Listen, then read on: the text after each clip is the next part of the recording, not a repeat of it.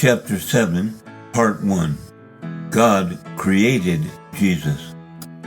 Quote, "These things saith the beginning of the creation of God." Jesus, Revelation 3:14, KJV, RSV, ASV, etc. Chapter Overview. Eternal versus created. In an upcoming chapter titled The Disreputable History of the Christian Trinity, we are going to discover that the Trinity controversy started in the Church of Rome in the middle of the 4th century. The question upon which the validity of the doctrine centered was there a moment in time at which the Son of God came into being, or has he existed for all of eternity? There is a major reason why this mattered. One of the defining attributes of God is his eternality. He is understood to have existed forever, without causation or origination. If Scripture reveals the Son of God to have had a beginning, a point at which his existence started, then he cannot be God. If, on the other hand, Scripture reveals him to have existed forever, without origination or beginning, then he must be God. For according to the Bible, God, and only God, is eternal. This is the proposition which exercised the opposing factions of the Trinity debate at its inception, and which continues, 17 centuries hence, to be a pivotal issue in its persistence. It is the ambition of this chapter to put an end to this question by establishing that, according to the Bible, God created Jesus, and that therefore Jesus cannot himself be God. The blindly self-propelling juggernaut of Trinitarianism. In accomplishing this ambition, we shall consider 4 biblical passages, each sufficient to demonstrate that there was indeed a beginning to the existence of God's Son as a spirit person prior to his human incarnation. Because these verses have this significance, the blindly self-propelling juggernaut of Trinitarianism has, over the centuries, expended vast resources in its development of reasonable-sounding, albeit fatally flawed, arguments against their meaning. These are points of contention which Trinitarianism simply cannot afford to lose, but it is about to. Control the information, and you control the people. All of history's despots have recognized the principle stated above, and in fact it was an awareness of this truth which motivated America's founding fathers in jealously establishing the societal safeguards of freedom of religion, freedom of the press, and freedom of speech, as well as their corollary, freedom of assembly. They knew that if you restrict society's access to information and ideas, you can easily manipulate and control its beliefs. Not all societies are political in nature. Christianity is a world religious society made up of the followers of Jesus, for whom this maxim holds true as well. Control the information, and you control the beliefs of the people. Trinitarianism has, over the centuries, devoted significant energy to controlling the information and ideas to which Christians have access. One of the ways it does so is through its influence over the translation and interpretation of the Bible. We have already observed several examples of mistranslation, misinterpretation, misrepresentation, faulty or non-existent reasoning, and the alteration of Scripture.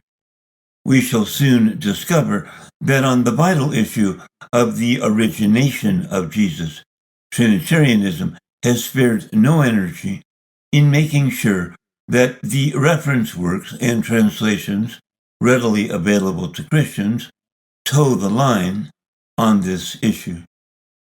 Fortunately, not even an influence as all-pervading as that of Trinitarianism is capable of controlling human reason. For anyone willing to apply independent critical thinking to the evidence and arguments, it remains possible to distinguish between truth and error and to arrive at an accurate understanding of a given Bible passage. While we may run into formidable roadblocks to the meaning of certain scriptures, we can navigate them by bringing them into the cold, clear light of rational inquiry. By comparing the verses in question with less ambiguous and less corrupted verses, we stand a good chance of arriving at their true meaning, or, as we are exhorted to do by the Bible, quote, rightly dividing the word of truth, 2 Timothy 2:15. Points for consideration. Before investigating the biblical evidence for the creation of Jesus, I would like to consider some of the ways in which Trinitarianism has traditionally sought to confuse the issue. I know I, quote, sound like a broken record, a 20th century expression coined at a time when the medium for recorded music was the vinyl disc, which could become scratched, causing one stanza to play over and over. But I want to say again that I regret having to spend time on such a discussion. It is born of necessity.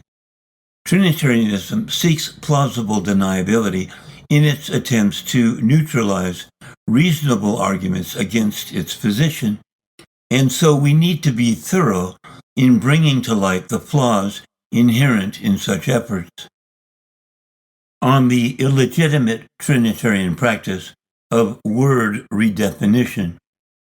Again, words have meanings, nor are we at liberty to alter the definitions of the words of Scripture in order to make them conform to our beliefs.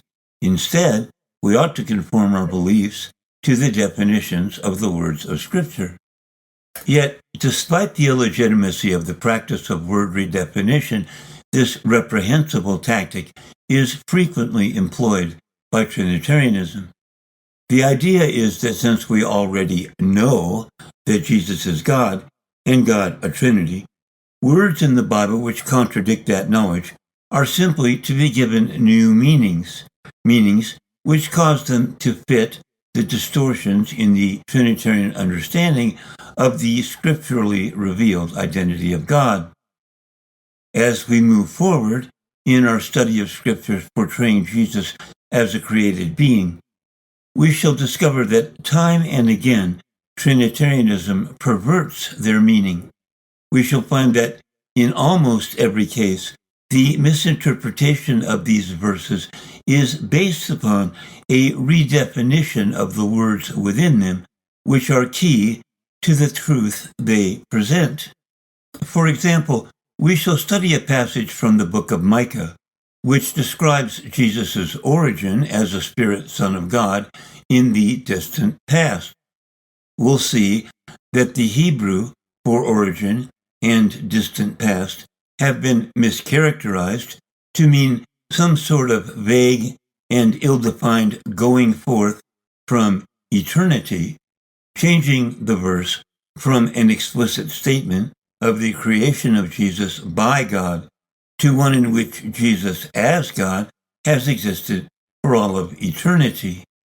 Later, we shall encounter a text which describes Jesus' coming into being as a spirit person through an act of begetting, which by definition can only occur at a specific moment in time, only to discover that Trinitarianism has redefined the word begetting to mean an eternal coming into being.